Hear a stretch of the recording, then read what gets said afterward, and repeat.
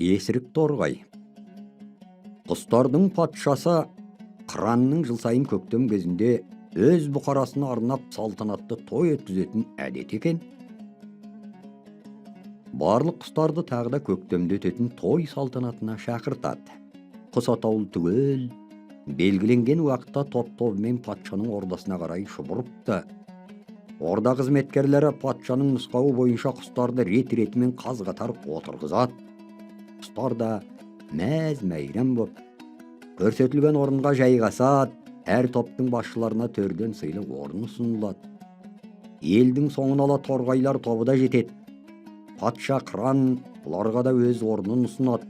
Содан кейін салтанатты мереке басталады.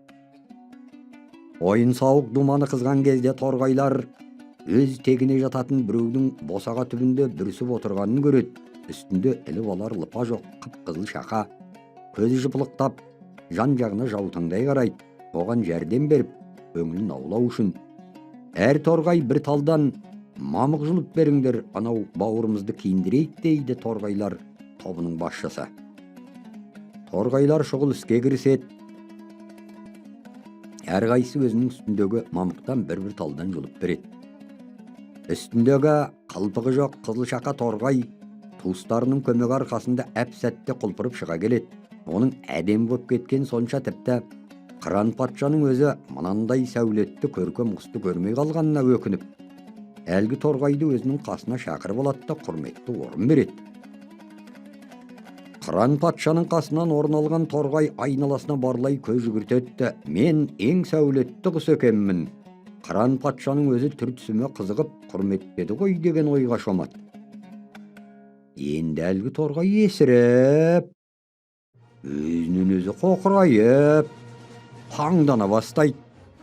Тіпті әлгінде өзіне көмектескен туыстарына да тұмсығын шиіріп, төбесінен қарайды. Мұны көрген туыстар қатты ызаланады. Мен суын жазасын беру керек деп күйінеді кейбіреу.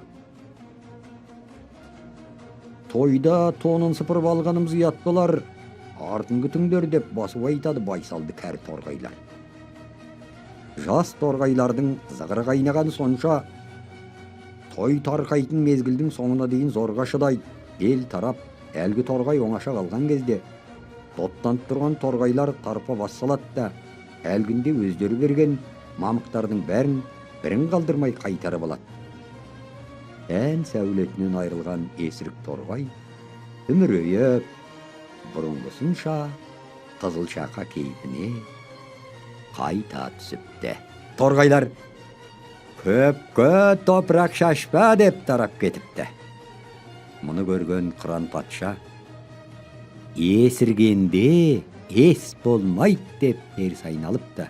Сөйтіп, аяқ астынан лепіріп, дандайсыған есірік торғай тілін тістеп, айдалада жалғыз қалыпты.